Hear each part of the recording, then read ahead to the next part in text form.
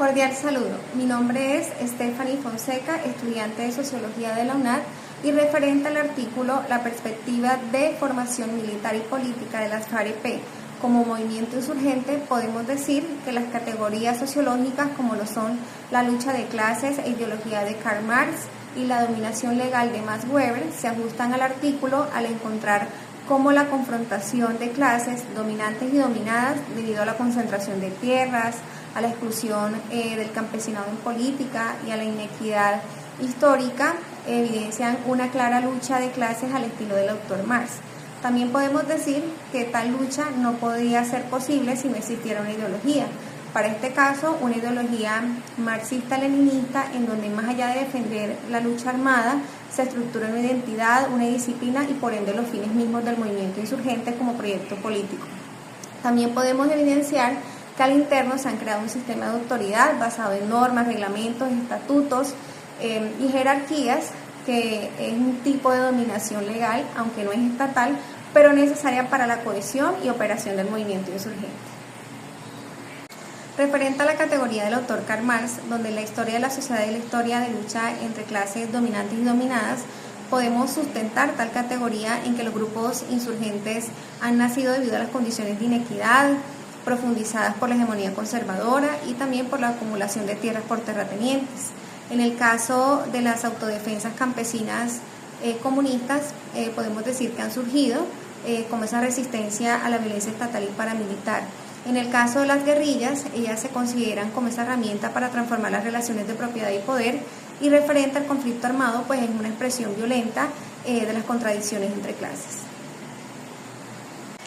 Ahora, referente a la categoría sociológica, donde la ideología es una visión del mundo que justifica y orienta la acción de una clase social, podemos decir y podemos sustentar tal categoría en que el grupo insurgente de las FARC desde 1966 consolidaron la formación político-militar basado en el marxismo-leninismo. También en 1978 elaboraron una cartilla ideológica con el fin de estandarizar la formación guerrillera de base. Tal ideología lo que buscaba era estructurar su disciplina, su sentido de pertenencia y los fines políticos de su movimiento. Y para concluir, podemos decir que sin ideología la lucha armada pierde legitimidad interna y a su vez ese horizonte revolucionario.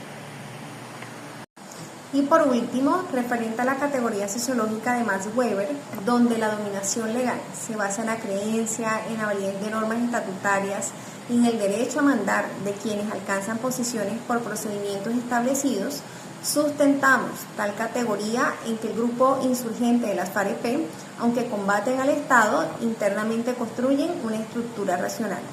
También, desde 1982, implementan un sistema educativo más estructurado, con estatutos, reglamentos, cursos por niveles y escuelas nacionales de formación. En 1993 se crean comisiones educativas por bloque, con obligaciones como portar un libro y presentar resúmenes de lectura a la comandancia.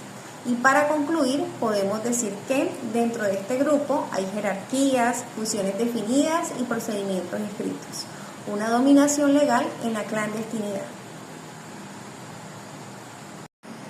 Como conclusiones de cierre referente a las categorías sociológicas aplicadas al artículo, la formación política y militar de las FAREP como movimiento insurgente, podemos decir que la lucha de clases no es percibida solo como una categoría económica, sino también un proceso vivido y organizado. En las FAREP, la desigualdad agraria se tradujo en un proyecto militar y político con estructura y permanencia en el tiempo. Estos grupos insurgentes nacen de las condiciones de inequidad y el conflicto es percibido como una expresión violenta de la contradicción entre clases. Referente a la ideología en estos grupos insurgentes, podemos decir que la ideología marxista-leninista fue el eje vertebral del sistema educativo insurgente. Con ella, cada combatiente se concebía como agente de transformación histórica. Desde 1966, consolidaron un mecanismo de formación político-militar marxista-leninista y en 1978 difundieron una cartilla ideológica. Y para cerrar, podemos decir que la dominación legal no es exclusiva del Estado. Grupos al margen de la ley también construyen ordenamientos normativos internos racionales. Las FAREP implementaron desde 1982 un sistema educativo más estructurado con estatutos y reglamentos. Y en 1993 crearon comisiones educativas por bloque con obligaciones claras. Muchas gracias por estar atenta a esta exposición.